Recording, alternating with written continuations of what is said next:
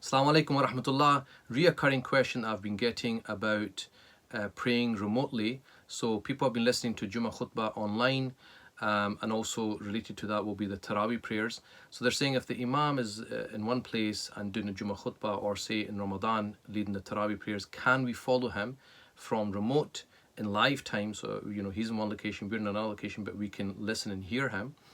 The short answer is no, because you're supposed to be in one location. Now, there are a couple of scholars who have used some Maliki scholars who said that this could be permissible. So they have used an opinion to say that's permissible, but this is against the vast majority of scholars. So the vast majority opinion is that it would not be permissible. And you have to understand, maybe Allah subhanahu wa ta'ala wants us to really bring our houses alive with ibadah, and therefore we should be praying as much as possible in congregation in our own homes. One of the males should lead the prayer, the other males behind him, and then the females behind them. And when it comes to the Taraweeh prayers per se, so obviously Jummah will maybe listen to the Imam doing the khutbah, but you pray your own Dhuhr and try to pray Dhuhr in congregation. But when it comes to Taraweeh this Ramadan, obviously it's very unique. We've never faced a situation like this, and some people feel disconnected because the Taraweeh prayers are so used to praying behind the Imam, so used to listening to a juz of Quran, a chapter of Quran every day. There's a number of options, so you can listen to the Quran yourself and then pray and just use whatever surahs that you know. In Muslim countries, when I was in abroad in Ramadan, some of them they used to just read the same surahs from the 30th juz every single night, and the benefit of that was people hear the same surah, so it actually helps them memorize. So that's one option, because not everyone's going to be a hafidh of Quran. The other option is that we take another opinion. So if you're a Shafi'i, then this is absolutely fine for you, because that's your school. If you're not a Shafi'i and you say follow the Hanafi school, then what you can do is pray your normal prayers for the fard and witr, because that's obviously fard, and the witr is wajib in Hanafi school, sunnah in other schools. But when it comes to the Taraweeh prayers itself, the Taraweeh prayers are not obligatory. They're sunnah mu'akkada, they're highly emphasized, and obviously it's great reward. Man qama Ramadan imanan wa ihtisaban ghufira lahu ma taqaddama min dhanbi. Whoever stands in Ramadan with iman, looking for Allah's reward, will get his past sins forgiven. So Taraweeh should not be missed at all. So just because Taraweeh is not happening in the mosques, we should not be neglectful of Taraweeh in our homes. But one option is, when it comes to the actual Taraweeh prayers, you take the opinion of the Shafi school. Why you take the opinion of the Shafi school? Because the Shafi school allows you to read from a mushaf.